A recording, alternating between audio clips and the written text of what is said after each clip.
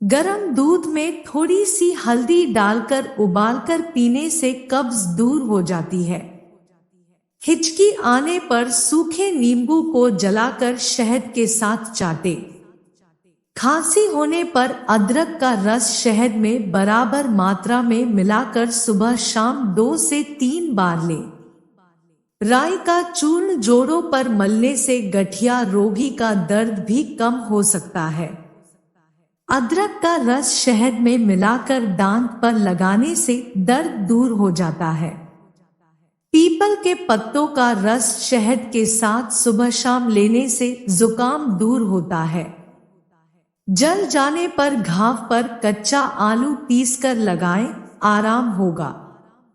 पेट दर्द होने पर अजवाइन के साथ थोड़ा मीठा सोडा लेने से आराम होगा। मुहासे होने पर रात को सोते समय काली मिर्च पीसकर लगाएं। हफ्ते में 1 से 2 बार बालों को दही या छाछ से धोने से बालों के साथ साथ जड़ को भी मजबूती मिलेगी। नीम की कोमल पत्तियां पीसकर फेंटने से उसमें झाग बढ़ेंगे।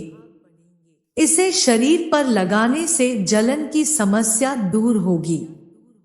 यदि मोच आई हो तो नारियल की गिरी को महीन पीसकर 1/4 भाग में हल्दी का चूर्ण मिलाएं, पोटली बनाकर आग पर गरम कर मोच पर इससे सिकाई करें। रात को सोते समय इस पोटली को हल्का गरम बांधें। फल खाने का सही समय। 1. अनार। अनार को सुबह खाना चाहिए। सुबह खाने से शरीर में एनर्जी बनी रहती है। रात के समय अनार का सेवन करने से कोई फायदा नहीं होता। 2. पपीता। पपीते को सुबह नाश्ते के बाद और दोपहर को लंच से पहले खाना चाहिए। 3. संतरा। संतरे को भूलकर भी खाली पेट नहीं खाना चाहिए। खाली पेट संतरा खाने से गैस की समस्या होने लगते हैं। दोपहर करीब 4 बजे के बाद संतरा खाना सेहत के लिए अच्छा होता है। 4. अंगूर। खट्टे मीठे अंगूर शरीर में पानी के संतुलन को ठीक रखने का काम करते हैं, इसलिए इनको खाली पेट खाने से लाभ मिलता है। 5. केला।